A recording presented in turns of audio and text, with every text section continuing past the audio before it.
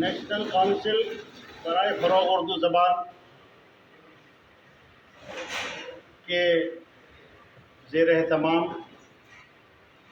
اور Holi land public school سمیتی کا آج یہ ایک روزہ اردو سیمینار، جس کا عنوان ہے اردو ناول کا ادبی، تہذیبی اور سیاسی پس منظر۔ اس عنوان کے تحت آج یہ ایک خاص سیمینار مظفر نگر کی سرزمین پر، ادبی سرزمین پر منعقد کیا گیا۔ میں سب سے پہلے اس پروگرام کے آرگنائزر اور تمام کارکنان کو مبارکباد پیش کرتا ہوں کہ انہوں نے مظفر نگر کی سرزمین پر ایک بہت ہی اہم موضوع پر یہ سیمینار منعقد کیا، اور اس کے بعد اسٹیج پر جلوہ افروز تمام مہمانان اکرام، شعراء اکرام اور آج کے ناظم کا میں شکریہ ادا کرتا ہوں کہ انہوں نے مجھے بھی آپ کے سامنے کچھ گفتگو کرنے کا موقع فراہم کیا۔ ساتھ ہی ساتھ اسکول کے طلباء و طالبات اور دیگر علماء کرام یہاں جو تشریف فرما ہیں، میں ان سب کو مبارکباد پیش کرتا ہوں کہ اس دور میں آپ لوگ اردو کے لیے جمع ہوئے اور ایک فکر لے کر یہاں پر تشریف لائے۔ یہ موضوع مجھے شام 10 بجے قریب معلوم ہوا۔ اس موضوع پر اگر کچھ پہلے سے علم ہوتا تو شاید کوئی مقالہ تیار کیا جا سکتا تھا، لیکن فی الوقت چونکہ اس موضوع پر مطالعہ نہیں ہے اور سوشل میڈیا کا دور چل رہا ہے، آج کی نئی نسلیں ناول نہیں پڑھتی ہیں۔ ناول تو کیا، دوسری کتابیں بھی آج کل پڑھنا دشوار ہو گیا ہے۔ ہم لوگ واٹس ایپ اور فیس بک اور ٹویٹر پر ہی اپنا کام چلا رہے ہیں۔ ایسے دور میں ناولوں کی اہمیت، ان کا ادبی پس منظر، ان کا سیاسی پس منظر اور تہذیبی پس منظر پر باقاعدہ ایک مقالہ پیش کرنا، یہ اسی شخصیت کا کام ہے جس کا اس کے اوپر ایک طریقے سے مہارت حاصل ہو یا ان کا مطالعہ ہو۔ اس کے لیے تو میں معذرت چاہتا ہوں، لیکن اردو زبان کے اوپر کچھ گفتگو کروں گا۔ یہ مظفر نگر کی سرزمین ایک انقلابی سرزمین ہے۔ یہاں سے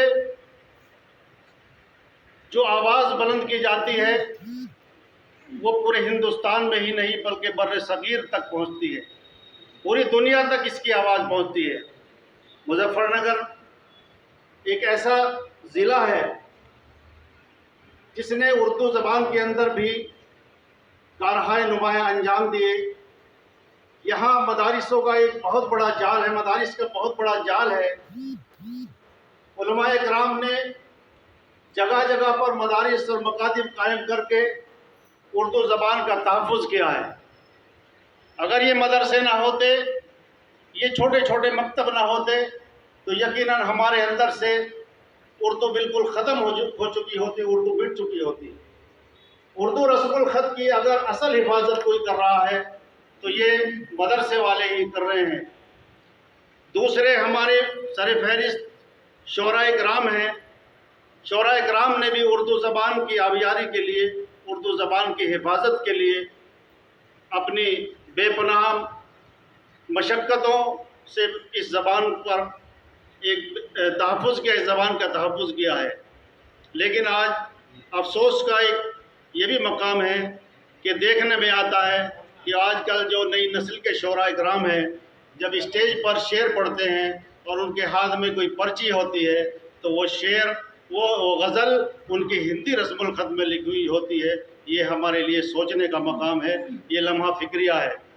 آج اردو زبان کے رسم الخط کو ختم کر کے دیوناگری زبان میں یا رومن لپی میں اردو لکھنے کی بات کی جا رہی ہے۔ معزز حضرات، اگر کسی زبان کو ختم کرنا ہو تو اس کے رسم الخط کو ختم کر دیا جائے تو وہ زبان بالکل مٹ جایا کرتی ہے۔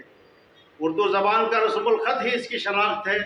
تو ہم آج اس سیمینار کے موقع پر یہ عزم کریں کہ اپنے بچوں کے اندر، اپنی نوجوان نسلوں کے اندر اور آنے والی پیڑھی کے اندر اردو زبان کو زندہ کریں گے، اردو زبان کے رسم الخط کو زندہ کریں گے، کیونکہ یہ ہماری تہذیب ہی نہیں، ہماری ثقافت بھی ہے، ہماری مادری زبان بھی ہے۔ اردو ڈیولپمنٹ آرگنائزیشن نے پچھلے 20 سالوں سے علامہ اقبال، شاعر مشرق علامہ اقبال کے یوم پیدائش کے موقع پر ہر سال عالمی یوم اردو پروگرام منعقد کیا کرتی ہے، جس میں تمام ہمارے اردو کے معززین، شعراء کرام اور ادیب، اساتذہ کرام سب تشریف لاتے ہیں، اور ہم اس پروگرام میں کچھ ایسے بچوں کا جو اردو زبان کی تعلیم حاصل کر رہے ہیں ان کا ایک مقابلہ بھی کراتے ہیں، اور کبھی ہم ہینڈ رائٹنگ کا مقابلہ ہینڈ رائٹنگ کا مقابلہ کراتے ہیں، کبھی ہم اردو زبان کے اوپر کوئی مضامین لکھنے کا ایک کمپٹیشن کراتے ہیں، اور اس میں امتیازی نمبر حاصل کرنے والے بچوں کی حوصلہ افزائی کی جاتی ہے۔ میں سمجھتا ہوں کہ ایسے پروگرام اگر چھوٹی چھوٹی جگہوں پر، چھوٹے چھوٹے مدرسوں میں، اسکولوں میں منعقد کیا جائے تو بچوں کے اندر ایک حوصلہ پیدا ہوگا، اور اردو سیکھنے کی، اردو پڑھنے کی، اردو بولنے کی ہمت ان کے اندر پیدا ہوگی۔ آج انگلش کے دور نے اور انگلش بولنے کے ایک جنون نے ہمارے اندر اردو زبان کے وہ تمام الفاظوں کو ہمارے مٹا دیا ہے۔ آج ہمارے بچے، چھوٹے چھوٹے بچے مطبخ نہیں جانتے، ان کو کچن ہی معلوم ہے۔ ہمارے والدین نے یا ہمارے گھر والوں نے، ہمارے تمام جو یہاں ہماری خواتین حضرات، ماں بہنیں بیٹھی ہوئی ہیں، جنہوں نے اپنے بچوں کو کچن ہی سکھایا، اگر ان کو مطبخ بھی بتا دیا گیا ہوتا تو ان کو معلوم ہوتا کہ یہ کچن کو مطبخ بھی کہا جاتا ہے۔ اسی طریقے سے بہت سارے الفاظ اردو کے ہیں جن کو سکھانا بہت ضروری ہے، جس سے ہمارے بچوں کے اندر ایک اچھا تلفظ اور ایک اچھی زبان سیکھنے کا ان کو موقع ملے گا، ان کا شین اور قاف بھی درست ہوگا، اور آنے والی نسلیں انشاءاللہ اردو زبان کا تحفظ کریں گی۔ میں اسی کے ساتھ اپنی بات کو ختم کرتا ہوں، اور شکریہ ادا کرتا ہوں کہ مجھے یہاں پر بولنے کا موقع دیا۔ خدا حافظ، السلام علیکم۔